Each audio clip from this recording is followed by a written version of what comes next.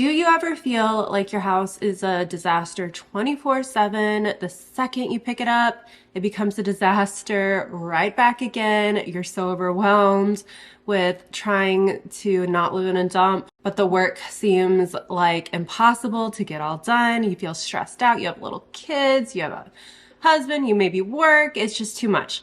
I felt like that, and I made some changes that really helped me stay more on top of things, that saved me time, that made me have better feelings about my home and my housework. And I want to share all those with you. If you're new to my channel, hi, I'm Madison. I make motherhood and homemaking content here on YouTube, and I would love if you subscribed. All right, let's jump on in. First, I would say perfect the art of the quick clean. Now, this will look different depending on how much time you have. If you only have 5 minutes, and that happens quite a bit, say suddenly the kids are super chill, playing really nicely, you have 5 minutes, or you have 5 minutes before you need to leave and walk out the door, or 5 minutes at the beginning of nap time, you only have a little time and a little energy, I would say just do the kitchen. There is something about having a clean kitchen, even when the rest of the house is trashed, that is so good. Having the kitchen wiped down and maybe also doing the floors, but definitely having everything picked up, the sink empty. It makes such a difference. The whole house feels better if just the kitchen is clean. So if you only have 5 minutes, just do the kitchen. Now, say you have 10 minutes, a quick 10-minute clean. And this is great to do several times a day, maybe during a transition time, maybe it's after lunch, the kids are finishing up lunch. I really love to try to do a little 10-minute quick clean before we go out the door. The 10-minute quick clean before you have guests over is huge. And for me, the 10-minute quick clean is the kitchen, the living room, and the guest bathroom. So this is especially true if I'm about to have guests over. If they walk in the door, they can see my living room, they can see my kitchen, and they may need to use my guest bath. So I close the doors to anywhere else in the house, and I do a quick clean top to bottom, surfaces, floors, and in 10 minutes, I can usually do it. Now that may mean throwing some toys in rooms, throwing some things in baskets.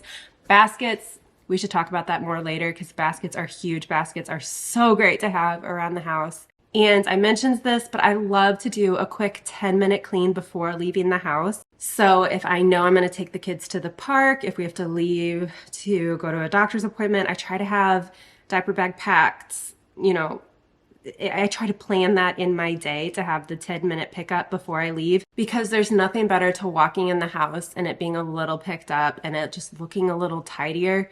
It absolutely just sucks when you walk in the house and everything is a disaster. And like I mentioned, the baskets. Have baskets around your house for toys, blankets, things. The baskets don't have to be super organized. If you have little kids, they'll probably get dumped out all the time anyway. But that way you have a place for things. You have a basket for the mail, you have a basket for toys, you have a basket for blankets, that kind of thing, and they can be quickly tossed in. Declutter. If you have any drawers that won't close, any areas of closets that you can't get another thing in there, the pantry, you have to just stuff things in. If your linen closet, you have to stuff things in. It's time to do a declutter. So that means dumping everything out, going through everything, which is always very enlightening. You always have things that you totally forgot about, and making a giveaway and trash pile.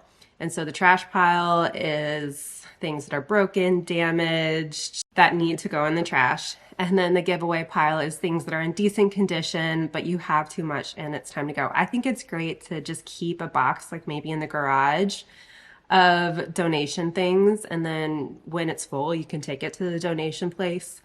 But donating is huge. You'll notice even if you only trash or donate a couple things, you're suddenly able to close the drawer again or close the cabinet again, and it just seems so much more tidy. Have a good toolkit. In this day and age, there are so many gadgets that will save you time. So having a good duster that expands, and so you can do a whole house dust in one swoop and you don't have to be like getting on a ladder or anything. I have a wet dry vac where I can actually mop and vacuum at the same time, and those are becoming more affordable and there's a lot more options. Watch Black Friday. I really love my Bissell Crosswave, but there's definitely other options. My whole house is laminate, so being able to mop and vacuum at the same time is a big deal. I also really love my steamer. I'm able to steam really tough areas instead of having to scrub them. That saves a lot of time. Having a good toolkit will save you so much time and energy with the cleaning. I also am strategic where I put my items. So I have 3 bathrooms in my house, and all 3 bathrooms have Lysol wipes, toilet cleaner, and Windex. And so I do a 3-minute quick clean several times a week in our main guest bathroom. That's also the kid bathroom. So if the kids are taking a bath, I'll definitely get the Lysol wipes out, do all the surfaces, maybe clean the toilet. And if there's anything grimy on the mirror, I'll just wipe that too. And that feels so good to have that done a couple times a week. And I really only clean that bathroom when I'm like in it anyway. If I'm in there with a kid, if the kids are taking a bath, I do a quick clean. And then in my bathroom, in our other bathroom, it's if I notice it just needs a clean, if like toothpaste is there, if there's whiskers for my husband, or just the toilet needs a good clean, I'll just take 2 or 3 minutes and just do a quick clean. Having gross bathrooms is absolutely the worst, and so having the supplies I need just always in the bathroom, with a baby lock on top so baby can't get in there, just is great. Then the bathrooms are never that gross, because if I notice they're gross, I just clean it then and there. If you have little kids, don't be afraid to cover it up. So by that, I mean areas that are always getting gross and dirty. I was having a really hard time keeping my kitchen table clean. It has a lot of crevices and there were always crumbs in it. It was just kind of hard to keep clean. So I got a table cover on Amazon. I made a TikTok and reel, and both videos actually blew up. I think it's funny. I'm a millennial, and so I think a lot of millennials were like, oh my gosh, I've never seen anything like that. What a great idea. Then you can just use a cover and you can just wipe it off really easy and you don't have to scrub. And then the older generation were like, oh my goodness, those have been around forever. And then the younger generation, probably without kids, were like, oh my goodness, that's so ugly. Which, yeah, maybe there's a point there, but it is saving me so much time and energy being able to quickly do wipe downs on my table instead of having to scrub in all of these crevices all the time. So you know what? I had children instead of nice things for now. I've seen that saying somewhere. So for now, I'm going to have a table cover on my table. Maybe when they're bigger, we'll remove the table cover, and then the table will still be in good condition because, we paid a pretty penny for this table when we first got married. So the table's not going anywhere. So for me, the table cover has been a great thing. I actually also have a cover on my couch, and same thing, I posted about it on Instagram and TikTok, and a lot of people were like, that's a genius. And some people were like, oh my goodness, no. But there are a lot of cute, decent covers out there. You can just get them on Amazon or wherever, and you can get them the exact dimensions of your couch. We had a faux leather couch that just got tattered over just sippy cups being spilled and messes and everything. So instead of replace the couch while the kids are little, that, the new couch would just get trashed, we just got a cover. But the cover is so nice to be able to just take off, throw in the washing machine, and put back. So even if you have a decent couch, instead of constantly being stressed out about it or worried about cleaning it, you could just get a cute, decent looking cover. And for this stage of life, have a cover on your couch. And then when the kids get it all dirty and gross, just throw it in the washing machine, take it back out. Easy peasy. Have a schedule for the deep cleaning. So there's kind of 2 ways you can do it. You can have like every day, Monday through Friday, you do these specific tasks. So like on Monday, you give the whole house a dust and do all the windows and mirrors. And then on Tuesday, you mop all the floors and do the baseboards. On Wednesday, you deep clean all the bathrooms. Or I'm more in this boat, 1 day a week, just really pound out all those deep cleaning tasks. But I would say this, have your deep cleaning time, whether it's, 30 minutes a day or 2 hours once a week, protect that time. So if that means you need to talk to your husband and say, hey, 2 hours, I need you to take the kids to the park, or you get a babysitter for 2 hours, or you have special toys that you bring out just during mommy's cleaning time, or that's when you allow screen time and no screen time the rest of the day so that it's special and they're focused. You could do it during nap time, but I'm personally more of a like nap time is mommy's break, not nap time is mommy like cleaning time.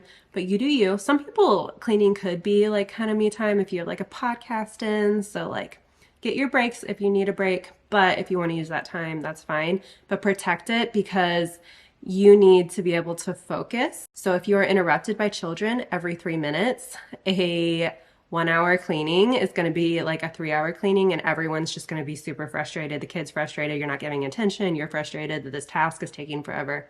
So find a way to protect that cleaning time, whether it is like the 30 minutes once a day or the, 2 hours once a week. But that way, since you are having that protected deep cleaning time and the deep cleaning is on a schedule, you can just be in a state of maintenance the rest of the time. You don't have to constantly be worried about all the tasks that need to be done. Also, if you see any projects that need to be done, say you see a cabinet that really needs to be organized or a drawer that really needs to be decluttered, just anything, keep just a list on your phone. I have a note on my phone of just home projects that I would need to do, and just having it on the list actually takes away a lot of the stress.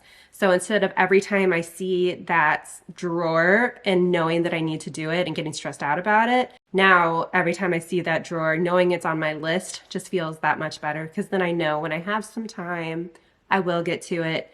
It is on the list. It's gonna happen. Also, of course, feel free to ask for help. If you're overwhelmed, talk to your husband. If your kids are old enough, absolutely involve them in the housework. That can be a great bonding time. All right, that's it for my video. I really hope it was helpful. If you have any tips, feel free to leave them in the comment section. If you just want to chat, feel free to leave me a comment. I love to chat in the comment section. I would love if you join my channel if you have not already, and I will see you in my next video.